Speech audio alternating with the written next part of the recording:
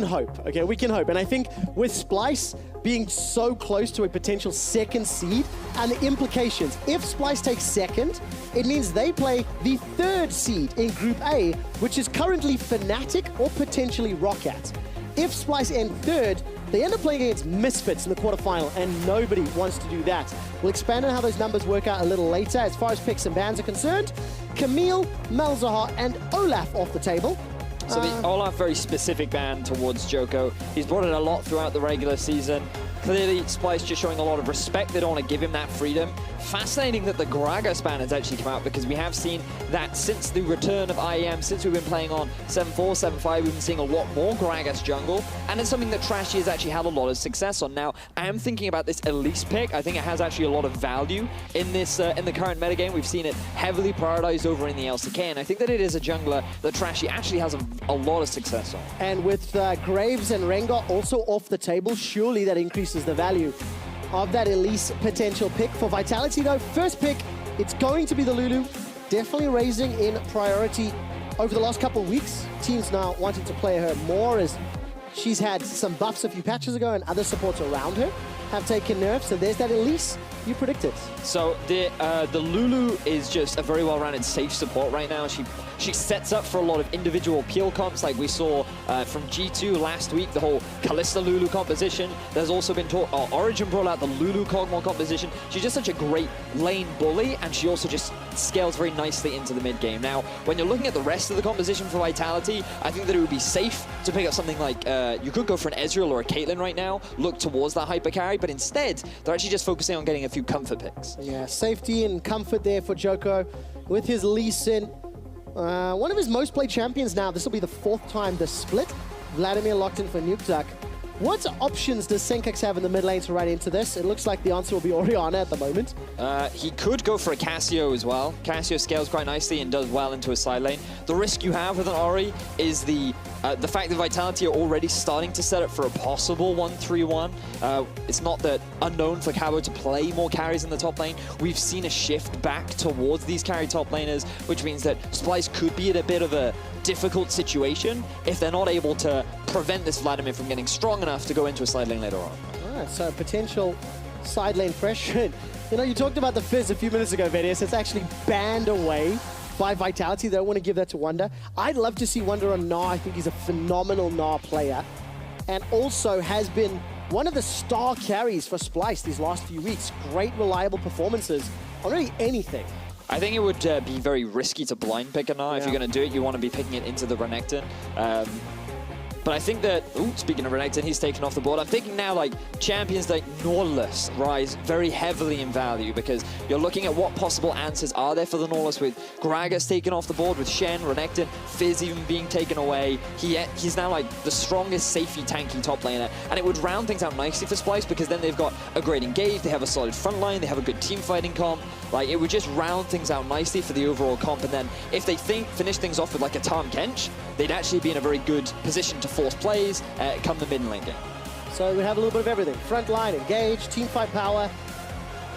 It's too standard for me. I want it is very standard, yes. I want something a bit more splicey, you know, a bit more flavorful, and we're going to get it. Kennen in the top lane. So is this an answer to a potential 1-3-1 here? Also a lane bully in the top lane if Vitality want to go for a tank? He definitely can go into the side lane, especially against the Vladimir. That'd be absolutely fine. They're picking this preemptively with the expectation that a Nautilus will come out, and it will hopefully deter Vitality away from picking the Nautilus, because they're basically saying, well, look, if you're going to pick the Nautilus, it's going to be into a rough matchup against the Kennen. He's heavily going to outscale you in the late game, and he can be an answer to the Vladimir as well.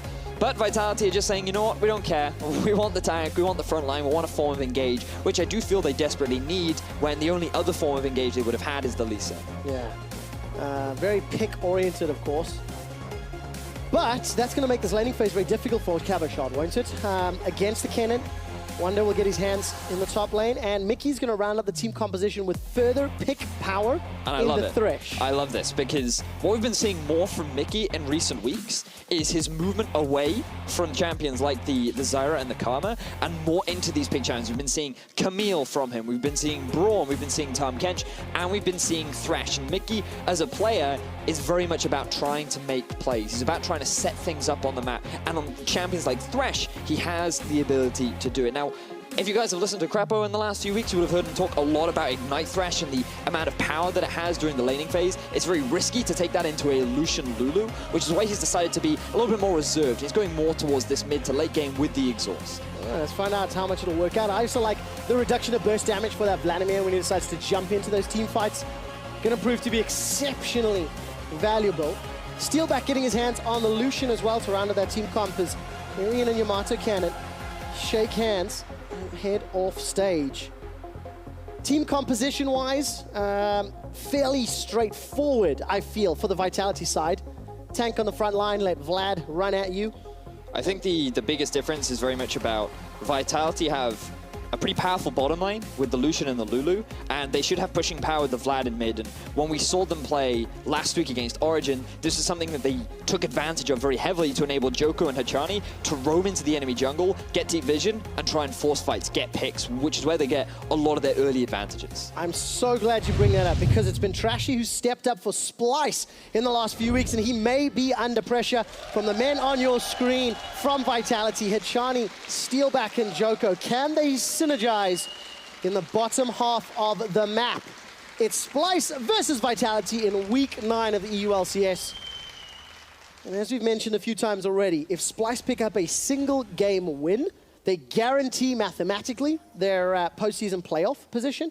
Splyce will, Vitality will then be locked into 4th. And every team wants that, right? Like Splyce, thinking back to their last split, perhaps they're not performing as well as they would have liked to, but what is really nice to see is they followed a very similar growth pattern to what they did in their summer split, but they started off a little rough. They were still figuring out the meta. They were still trying to find a style that works for them, but now they're at a point where they are considered one of the top teams in Europe. We have to remember that Fnatic, due to their loss to Rocket, you could make the argument that right now, Splyce is the stronger side because they haven't dropped a game yet to this bottom tier team, but this could be the opportunity for Vitality to get that upset. Well, we're going to see how much Hachani is going to improve the Vitality squad, right? Last week it looked better, but it was against slightly weaker opposition. It was. Splyce will be a very different kettle of fish than Origin were last week. And we're looking at this lane setup. So, Veris, you're anticipating Steelback and Hachani with this Lucian Lulu to have some fun into Kobe Mickey. Does that level 1 trade make any differences in your opinion? I mean, it will definitely hurt Hachani a little bit, but once the minions show up, the problem that Mickey's going to have is that every time he walks up to try and harass Hachani or Steelback, he's going to end up taking minion aggro, right? Like, it's super easy for the hyper-mobile Lucian to be able to very quickly punish Thresh as he tries to look for these trades. But Hachani, right now, he's not respecting the fact that vision had already been established by Mickey. And the fact that Splyce has gotten themselves a good early push. So for the level 1, this could very well go in favor of Splyce, but around the level 2, level 3 mark, Splyce's bottom lane have to be very careful of the dueling power of Lulu and Lucian. Yeah, we'll find out if the LL combo works in their favor. Level 2, going to get raced towards on this next minion wave. And it looks like Hachani and Steelback the potential to lose that race. If we take a look up top, Wonder should have a field day. So if Vitality can push down bottom, with Steelback and Hachani up in the top lane, surely Wonder has all of the harass potential. He does. Cannon is really annoying to deal with in lane. Usually you max the W because you want to get that 5th proc on your lightning mark, which means that you get very easy harass. You walk up to them, you apply the mark, you hit them with the electrical surge. Ah, no, I've taken harassment, and you're forced to back off. It's really difficult to trade back against the Cannon. But he takes a while, like in terms of his teamfight value, depending on what he chooses to build, it actually looks like he's going more for the AD split push build rather than the AoE teamfight cannon build, which means that Splyce have said, look, we can see what you're trying to do with the Vladimir, and we're going to match it with the cannon later on. We'll see how well Wonder can handle that side lane pressure. We caught a glimpse, by the way, as Joko is picking up his blue buff. Oh, great death sentence onto Hachani. Takes a couple autos for his trouble. But to finish the thought, Kobe shot the Hawk shot all the way across the minimap. And it spotted Joko out. Splyce revealed Joko with the vision and pings, and That's why Trashy's moving in to steal some of those Raptors and XP. Now, I want to take this very quick moment to illustrate the level difference that you now see between the two junglers. What you will have heard a lot of color casters talking about in the last few weeks is the Raptors start.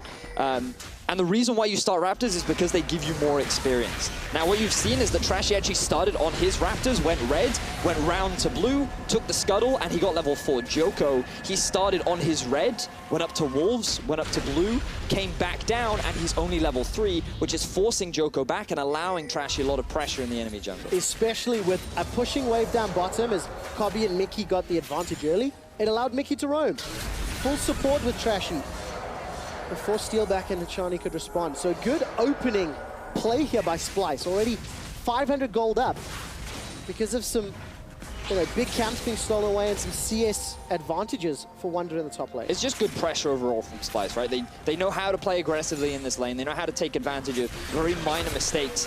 But now you're starting to see that Hachani and Steelback are getting better at being able to trade back, right? I love the fact that Splyce, what you often see is in lanes that you think you're going to struggle in or lose in, you'll either go for the boots 3-pot start or you go for the longsword 3-pot start, right? In this instance, Kobe actually went for the Doran's Blade because him and Mickey feel comfortable enough that they can actually just trade as often as they want. And because of this early power advantage that you have by going for the Doran's Blade, it means that they're actually getting this push and they're actually forcing Vitality's bottom lane back. And I think it's so important you bring up Kobe and Mickey being comfortable with the itemization and the lanes play, because this is a duo that has been playing together for a sizable length of time. Going on around a year for Kobe and Mickey as a duo, and Hachani and Steelback. Well, Steelback's had 3 different supports this split already. AOD, Nuke Duck, and the fabled return of Hachani. Well, let's see what he can do to, claw back this deficit. Splyce just slowly but surely inching forward with their gold difference to good farm. Now, you need to keep your eyes on the top lane because the Trinket Ward has actually just ran out for Wonder. He's pushed up pretty far in the top lane. That could have been a great opportunity for Joko to actually try and push in, try and look for a gank. The minion wave wasn't actually that big for Wonder. But instead he's going to choose to play it safe. I guess that when you are playing a Nautilus, better to just be safe than sorry. Just get what farm you can, accept the deficit, and realize that in terms of the value in crowd control that I bring later on, it's going to be bigger than that of the cannon. Yeah, point and click CC, always going to be exceptionally valuable. Looking at Trashy though, he was the one that went for that early invade, doing it again onto this Raptor camp. Looks like Joker's going to at least get the small camps away. Smite be smites, and it's picked up by Trashy. Grabbed himself that one. But Trashy's been sort of the turnaround player for Splyce. His first 4 weeks of performance versus his most recent 4 weeks. A marked improvement. The meta shifted a little bit in his favor. Look at this. Jungle proximity time, the amount of time Trashy spends with his mates, the same across the last 8 weeks. But look how effective his kills plus assists at 15 minutes is in his kill participation. Trashy as an individual just has a much better understanding of what he needs to be doing on the map and how better he can utilize this kind of pressure. It's great to see him as an individual really stepping up because he was one of the players that we had nothing but praise for in the summer split of last year. He was, again, one of the big turning points in setting up his laners for success, and now we see an all-in from both top laners in the top. Well, there we go. The tank beats the carry. That's standard, right? At this level. I mean, it's recurve bow. Wonder needs a lot of time to get damage down, whereas Cabo, full rotation, drops Wonder to, what was that, like 25%? It shouldn't have a huge impact on the lane, though. It's pretty good so far from what Splyce have been able to do. Now, what you're seeing is actually, this is great from Splyce because thanks to the early pressure that they were able to exert down in the bottom lane, the way in which they're constantly playing the harass play has forced Steelback to go back on a Vamp Scepter. Now, the reason why we're seeing more Lucian on the current patch is because very small changes were made to his Q and his W in the way in which his passive interacts, which means that it flows better. It feels more fluid and dynamic. And that means that he's also building in the Blade of the Ruin King, which actually hurts your laning phase quite a lot and can mean that if you fall behind early, you can't play as aggressively as you would typically like. And it allows Steelback to basically ice skate around the map later in the game. Get those E's, those relentless pursuits down over and over. Dash forward, Mickey, not going to connect with the Flay. Didn't really make a big difference. And Mickey was the one that secured that Dragon #1. 8 minutes in. It's 1,000 gold in the lead for Splyce. It's an early Dragon. And Splyce will be pretty happy with this. They have a potential answer to to the 4-1 that could come out from Vitality. They've got good pick-making potential. They've got decent engage, but it is very reliant on hitting those skill shots. Right? And what you'll see from Splyce is, I would expect them really to be the playmakers, that when you have an Ash Arrow and a Elise Cocoon, you are looking to try and force a lot of skirmishes around the map. While they were setting up for a good teamfight composition, and while they definitely still have a viable teamfight composition, Nick, you can never underestimate Orianna, Ashe, Kennen, right? Yeah. It's not as potent as it necessarily would have been if they'd gone for the full AP Kennen. Instead, they are preparing for the possibility of, hey, if we fall behind in the early game for whatever reason, and that Vladimir is able to split push, what answer do we have to it? And that's why this Kennen is here, that's why this Kennen is going for this build. Okay, so we'll find out if Kennen's build works out with support from Trashy. Gonna come toe-to-toe with Joker, but look at the mini-map. Cobby and Mickey are around. Enchanted Crystal Arrow could find a target if they decided to pull the trigger. But Trashy spotted out by the ward, and again, this is Splyce. They initiate the lane swap. Hichani's a little late to respond because he's helping Joker in the jungle. And a lot of damage going onto this tower as support now from Trashy comes up in the river. There's a lot of wave clear from Cabo, though. He's full health. He hasn't actually taken a huge amount of harassment from Wonder while he is at a significant lane deficit. The actual setup for that Splyce took a lot longer than they would have liked. So now, Wonder's going to be forced to TP down bottom, and he needs to be careful. Oh, wow. Teleport for teleport. Cabo matches it. The minion wave is slowly being shredded, and Wonder forced to flash to save his life. Now Wonder, he used the ultimate to try and clear the minion wave as fast as possible, along with setting up the CC to prevent Vitality from getting the dive. Notice that he was able to stun both Steelback and Cabo Shard before they could successfully set up the dive, which means that he's able to get away with his life. But I don't know for how much longer he's going to be able to hold on to that tower. All right, so it's a race for Tower First Blood. Very big gold bounty available for secure. Trashy stood right on top of a ward, so Vitality will keep pushing unabashedly in the bottom lane. Without Nautilus in the top lane, the wave clear is significantly lower. This should be Tower First Blood to Splyce. Good movement from Splyce. They make the rotation from bot side to top. Utilize the fact that they got level 6 first. They'd already pushed Steelback underneath his turret down the bottom lane. And they will be able to net themselves an early advantage. Arrow comes out. All right, connects onto Hichani. Flash over the wall for Trashy. Death sentence kills Hichani. First blood to Splyce. Oh, Hichani. He ends up getting caught out. The vision from Splyce is deep enough that they're able to spot him as he's trying to recall. Questionable decision-making from Hichani. Why recall in your jungle when there's a tower right next to you? But still, it will be first blood going in favor of Splyce. And look at that gold advantage.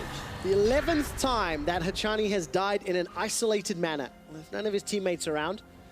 This time around, unfortunately, just Splyce pulling the trigger. So they get first dragon, they get first tower, they get first blood. It's a 2,500 gold lead. And Splyce going to be extremely happy with the opening to this game. Yep. So now all they do is, with Dragon off the board, they can actually look to set up a dive bottom lane, because now there's only one member left. The push is already coming out from Cobby. Slicing Maelstrom's almost available. Where's the death sentence from Mickey? A lot of support from the rest of Splyce. Defensive flash. Wonder can connect. Blade of the Ruin King slows down Cabo. Point blank skill shot. And Mickey sets up another. They don't even need all 5 members. Mickey and Wonder are able to get that themselves. Cabo even used his flash and it wasn't enough. And look at this, the additional attack speed that Wonder had gotten from the Blade of the Ruin King. The fact that he was able to quickly apply those Mark of the Storms, get the stun, easy follow with the chain, very clean. I wouldn't even call that a dive. That was just a clean execution from Splyce. I mean, Splyce are just running circles around Vitality. The first tower is picked up here for Vitality, but it's at the cost of Cabo's life and the bottom tower. And all of this vision, what? Splyce aren't even done. They're still putting pressure on the map. Bear in mind that it was Splyce that made the proactive play first. They were the ones that got to the tower before Vitality. And because now there's no answer for Vitality, Splyce end up coming out ahead in the trade. Such a clean opening to the game. And you know, the analyst desk, Shox and Crepper were talking about expectations versus reality. This was the expectation of what Splyce was going to do at the beginning of the split. Took them a while to find their gear, took them a while to, you know, improve a few patches as well. But what a great start against, look, it is also the 4th place team. You know, let's not disregard that fact. But I think it's really worth praising how every member, except for arguably the mid laners because they weren't doing anything, just farming, but work together in order to guarantee the successful early game, because Wonder, he was constantly pushing in the top lane, netting himself a 50 CS advantage now at this point. The bottom lane, they took advantage of a very powerful level 1 to force Steelback and Hachani back. Trashy took a jungle path, which gave him level 4 before Joko got level 4, which means that he then moved into the jungle, kept applying pressure. Joko could not punish the pushing lanes of Splyce, and they end up getting this huge lead in the early game. All right, but now will Splyce be able to react, engage from the depth charge? Trashy finds the lantern, and Mickey saves his jungler's life. It will be at the cost of a tower. Splyce, this time round, caught a little unawares, but they still have a sizable lead. And it feels like, to sort of summarize what you were saying a second ago, Vedius, the early game for Splyce, they had a game plan, and it feels like every single thing they wanted to accomplish happened, right? Yeah. They found the picks, they found the invades, they got the objectives, and this was the first counterplay from Vitality that has proved successful. I think that it was just a little bit slow on the mark from Splyce. They were a little bit late to leave the bottom half of the jungle after they took that tower. They were still deciding, okay, what's the next objective we go for? Because taking down that mid-tier 1 is a lot harder than taking down the outer towers. So now they need to better set up. What's our next game plan? Baron isn't really an option for them. Senkux, he tries to throw out the ball of doom, and unfortunately, it's just a ball of gloom for him. It is indeed. But Splyce, overall, they're playing the map very well. They are now even, or they have the advantage in terms of turrets, which they'll be pleased with. And their next objective should be towards this mountain Drake. They've already got the deep vision set up in the bottom half. You can see that because they know where the majority of the Vitality members are, Mickey should feel pretty comfortable to walk in and start setting up this vision. You're talking about the Dragon. If Splyce are able to secure it, it will actually be the 62nd Dragon that Vitality have conceded. They've given up, yes, they have currently given up 61 dragons throughout the course of the spring split. It is the most amount of dragons that they have given away. Wow. Yes, and it just shows you Vitality, in terms of the prioritization, not around the dragon pit. Also interesting to note, hey, that's not fair. CSD that's at not 15. Fair. Hey, it still counts. Last week he played Fizz into Gragas, and now he's playing Kennen into Nautilus. Like, definitely it's warranted. He likes to play this style. It is a fact, yes. And now we see the Dragon being started. This was the objective we were talking about. Will Vitality answer? The answer is fight. Joko's going to get caught by a death sentence and the arrow. Double teleport into the river. Splyce smite down the Dragon. It looks like Cabo. He cancels the TP. Hachani's caught by a cocoon. Splyce get Dragon and 2 kills as well. Very clean play from Splyce. They had good setup around the Dragon. They had full vision control. I feel like the communication from Vitality was not on point. Where's the sombrero? Flash! Sombrero it! Sombrero it! Steelback gets pulled backwards and Senkux with the solo kill. Adios, mi amigo. Oh my word. Wonder also gets a kill. Like, it's gone from bad to terrible. Yep. Splyce, they're on a rampage right now. They are steamrolling through the lineup of Vitality. After they win a fight around the Dragon, they just turn from one kill to another and this mid lane tower that we were talking about being difficult to be able to take, it's going to be an open door for Splyce to now walk through. Yeah, open door indeed. Tower number 4. Man, what a great start to this game. Okay, so, Splyce, you've done everything else well. You've had a pick and ban that had answers to the team composition that Vitality put in place. Splyce had a good early game, which they've executed on well. Now we get to judge their ability to close. Yep. At 17 minutes, Vedius, that's a lot earlier than usual. I mean, yes. I think that for Splyce now, you can start eyeing the Baron response in 3 minutes. I mean, like... I think the Baron, it's not even there yet. I know, right? They need a telescope. The problem is, like, normally you'd see this kind of advantage, this setup, at around the 22, 25 minute mark, right? And that's when Baron becomes an easier objective. When you have this big of a lead, I mean, like, they have a big item advantage, that's for sure, but now all Vitality have to do is just not fight them, right? Yeah. And instead, Vitality, they have to be so careful. They have no real control over the map. Just look at the vision coming out from Splyce. They are so comfortable in their setup. They've now moved Wonder off to a side lane, so that now they can just rotate between Wonder and mid, and they can just keep the pressure on, and eventually they're going to take one of these turrets. Okay, where is the wave clear here? Steelback still got the culling on cooldown. It's just about to peel off in Splyce. They move away from where Vitality have numbers and instead go to secure a safe objective. Crystal Arrow, Cocoon, Death Sentence, all of the CC can lock somebody down. Hechani's making his way forward, and Mickey gets a death sentence onto Nukeduck, brings Senkux for support. Nukeduck instantly goes into Sanguine Pool and flashes to safety. He has the re-engage. Senkux in a little bit of trouble. Death sentence goes between two targets, and Vitality, they lose Joko. Cabo's forced to flash away, and this should be another dredge line into Cobby's waiting hands for the double kill. Splyce with a very clean fight once again. They're able to catch Nukeduck as he's trying to set up a flank around onto Splyce in the enemy jungle, but it goes against what we were just talking about. Yep. Vitality, they just needed to buy time, they needed to wait. They're at such a deficit at this point in the game that there is no chance that they can fight, because, like, just look at the level difference. Wonder, he's level 13. Senkux, he has the level advantage over his counterpart, and while Steelback, sure, he's been farming well off in a side lane. What does it matter when you've lost pretty much your entire base? Is there enough time for an inhibitor? I think the answer to that is yes. Steelback, no culling available, not real support.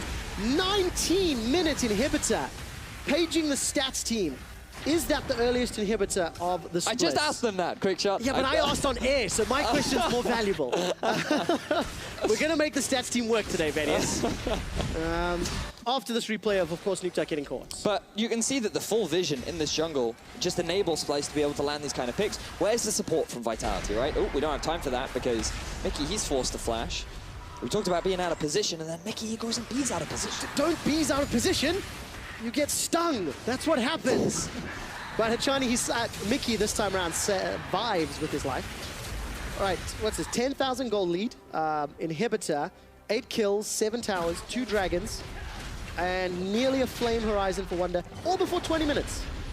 If you wanted to gift wrap a Nexus, these are the steps that you need to follow. I mean, like, so we've praised Splyce a lot, but I now actually want to criticize Joko a little bit because we have to look at his early game. He played Lee Sin as an answer to be able to sort of match the early pressure that Elise put out. His jungle pathing was set up in a way in which he was looking to try and gank top early, which in a way makes sense. You have a lot of utility with the Nautilus. You can look to punish the overextending cannon, but then he paths back down throughout his jungle. So he didn't take an optimal early start. It seemed a little bit haphazard. He didn't really know what he was doing. I felt like the Vitality, again, they didn't come in with a clear game plan. They picked champions which were strong. They picked champions that made sense in terms of the laning against the enemy team, like it was safe. But then they seemed to come into this game without a real game plan. It's also tough though, right? Like, yes, Joko has a champion that could have made a difference, but where?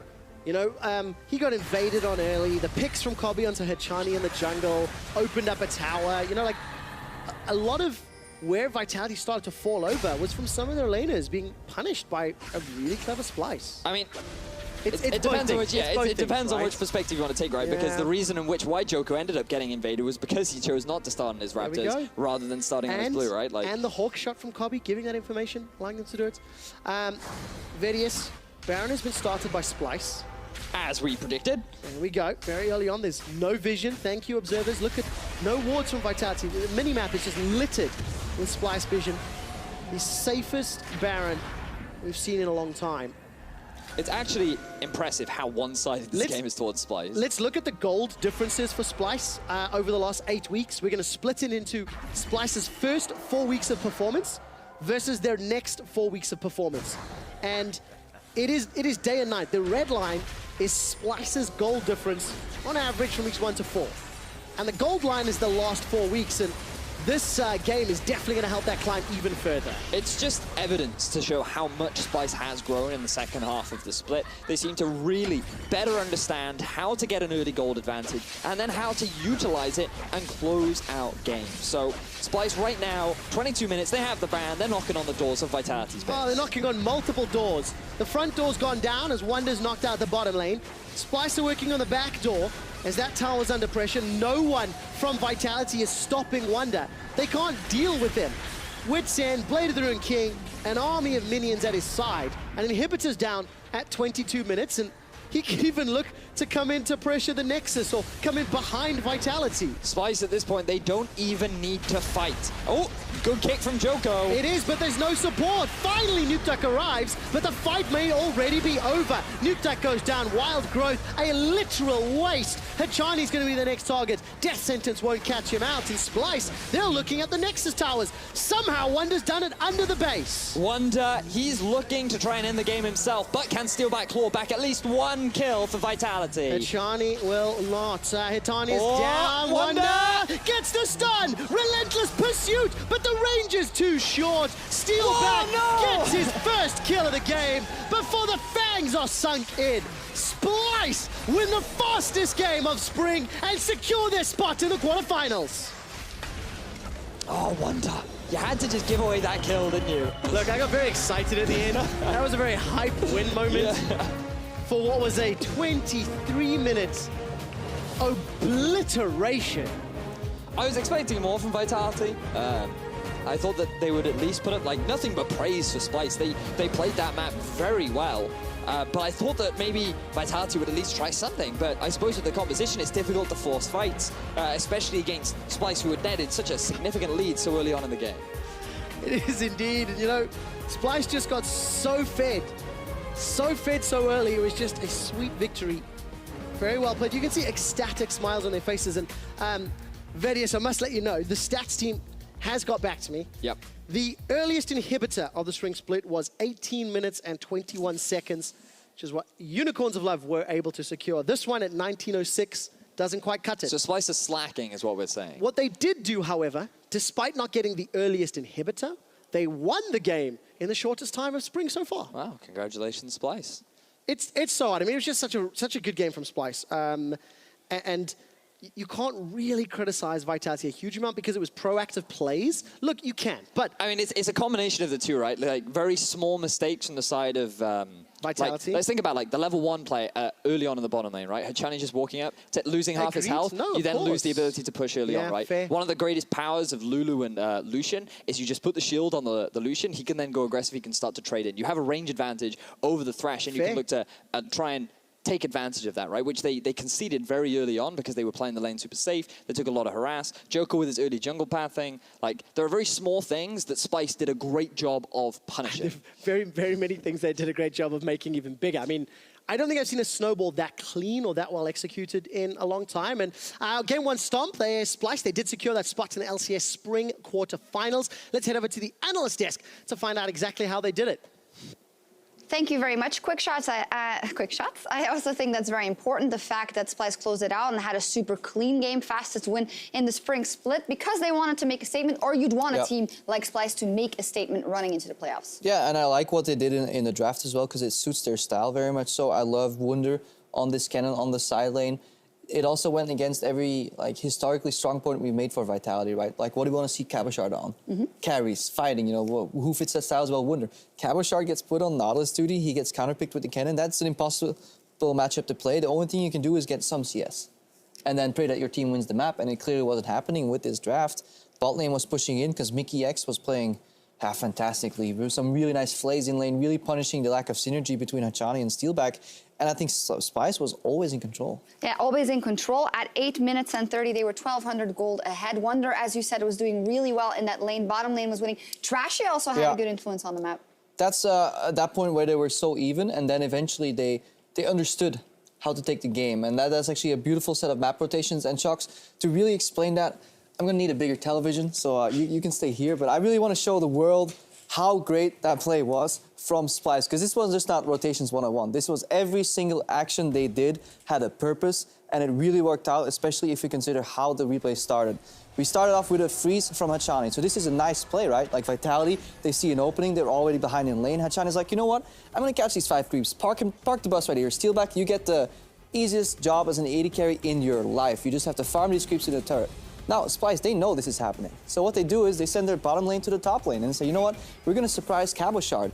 Notice how Mickey and Kabi are not just running down the lane and playing for the turret. No, these guys are actually going to hide, wait for a window where they can maybe engage. And now Steelback sees he's sniffing something. He's like, I don't like this, guys. These guys should have been back in bot lane already. So you see Vitality play very defensively, and this is a good defense from Vitality. But Splyce are still playing super correct. They wait to go for the turret. The engage kind of gets foiled, and now this is a move I like personally from Vitality. They switch the map up. They say, you know what? We have one guy in the bottom, Steelback has been pushing.